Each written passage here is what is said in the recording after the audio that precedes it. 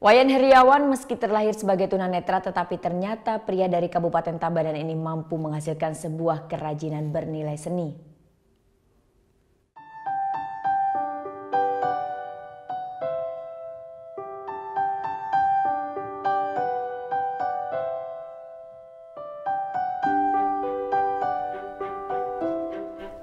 Memiliki keterbatasan fisik tidak membuat Wayan Heriawan, ayah dari satu putra ini, berdiam diri.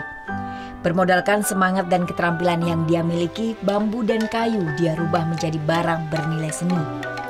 Seperti baling-baling rindik inilah hasil karya Wayan Heriawan.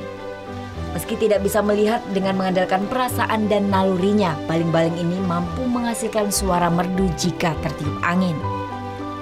Dahulu oleh para petani, baling-baling ini biasanya dipasang di tengah sawah, namun kini cukup sulit ditemui. Dibantu istrinya, dalam sehari pria asal Banjar Pangkung Karung, Kerambitan Tabanan ini bisa menghasilkan 2 buah baling-baling rindik.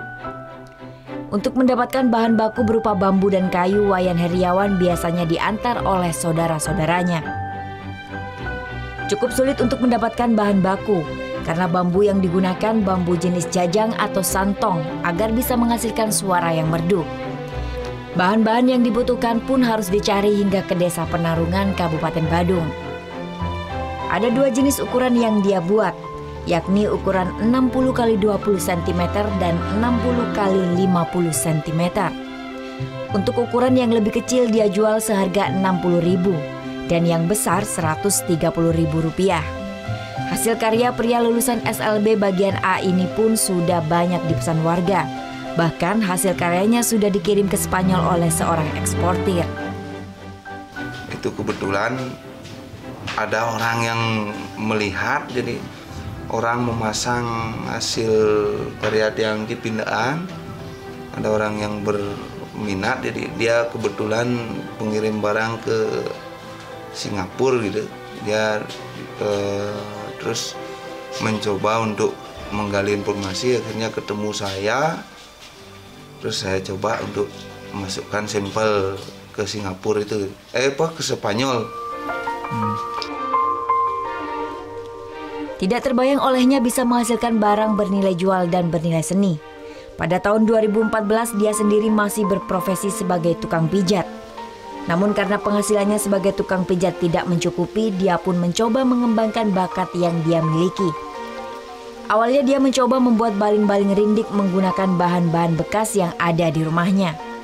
Hingga akhirnya karya kerajinannya memiliki nilai jual. Semangatnya untuk bisa seperti orang normal menjadi motivasi untuk terus berkarya.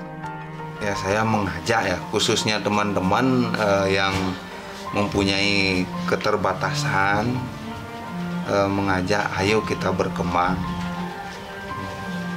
Jalan akan terbuka kalau kita mempunyai keinginan untuk berkembang. Untuk pemasaran, Wayan Heriawan masih mengandalkan dari mulut ke mulut.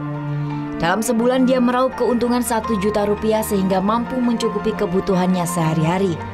Dia berharap kelak usaha kerajinan yang dia tekunin ini berkembang lebih baik lagi. Surya Sanjaya melaporkan untuk NET.